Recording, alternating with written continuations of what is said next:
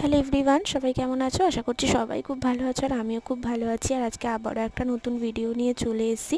আর আজকে হচ্ছে রবিবার আর এখন ঘড়িতে বাজে সকাল প্রায় 10:30 মতন। তো আজকে যেহেতু ছুটির দিন তাই ঘুম থেকে উঠতেও একটু দেরি হয়েছে। তো এখানে উঠে দেখো প্রথমেই আমি ফ্রেশ হয়ে চলে এসেছি একটু বারান্দায় না সকালবেলাটা একটু এলে বেশ ভালো লাগে। তো তারপরে ঘরে গিয়ে বিছানা সমস্ত কিছু গুছিয়ে নিয়েছিলাম আর তখন প্রায় বেজে গেছিলো 11:30 মতন। তো মার জন্য বললো আগে ব্রেকফাস্টটা করে নিতে। তো ব্রেকফাস্টটা করে নিই, তারপরে ঘরে যা টুকটাক কাজ আছে সেগুলো সমস্ত কিছু করব।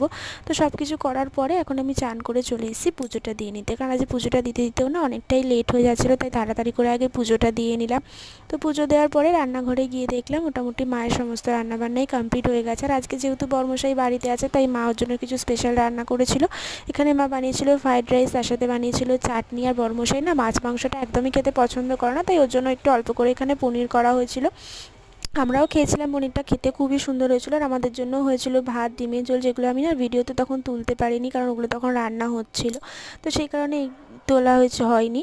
তারপরে আজ বাইরে এসে দেখলাম না ওয়েদারটা বেশ সুন্দর, ভালোই রোদ টোদ আছে, বেশ ওয়েদারটা ভালোই লাগছে। আর এখানে দেখো আমার এই গাছগুলোতে না মাটিগুলো কেমন যেন শুকিয়ে গেছে, প্রত্যেক দিন একটু করে জল দিচ্ছি তাও যেন কেমন শুকনো শুকনো লাগছে।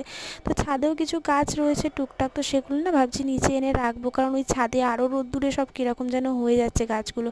আর যেখানে বসে বসে বর্মশের সাথে একটুখানি টিভি দেখছিলাম। তো তারপরে একটুখানি বেলায় মায়ের চান করার পরে না মার ঠান্ডা লাগছিলো, তাই মা বললো যে চলো একটু ছাদ থেকে ঘুরে আসি।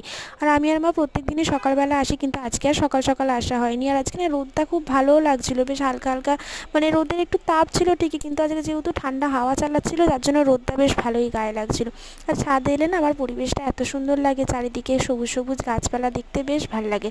তারপরে নিচে গিয়ে খাওয়া দাওয়া করে দুপুরবেলা অনেকক্ষণ সিনেমা দেখছিলাম। আর এখন বেজে গেছে সন্ধ্যে প্রায় 5:30 মতো। তো তখন চা নিয়ে এলাম বর্মশাই আমার জন্য।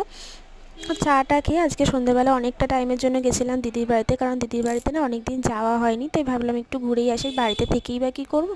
তাই আমি আর মা চলে গেছিলাম দিদির বাড়িতে, বর্মশাই বাড়িতেই ছিল, ও আর যায়নি। আর দিদি না সন্ধ্যেবেলা আমাদের জন্য মোগলাই আনিয়েছিল, কিন্তু বর্মশাই যেহেতু যায়নি তাই ওর জন্য বাড়িতেই পাঠিয়ে দিয়েছিল। তো ওকে সেগুলো সমস্ত কিছু গরম করে দিলাম। আর এই যে ওখানে একটু প্রোগ্রাম দেখতে দেখতে ওগুলো খাওয়া দাওয়া করে নিই, কারণ আমারও ততক্ষণে টুকটাক কিছু জামাকাপড় গোছানো ছিল, তো সেগুলো সমস্ত কিছু গুছিয়ে নিচ্ছিলাম। তো যাই হোক, আজকের ভিডিওটি আমার এই পর্যন্তই।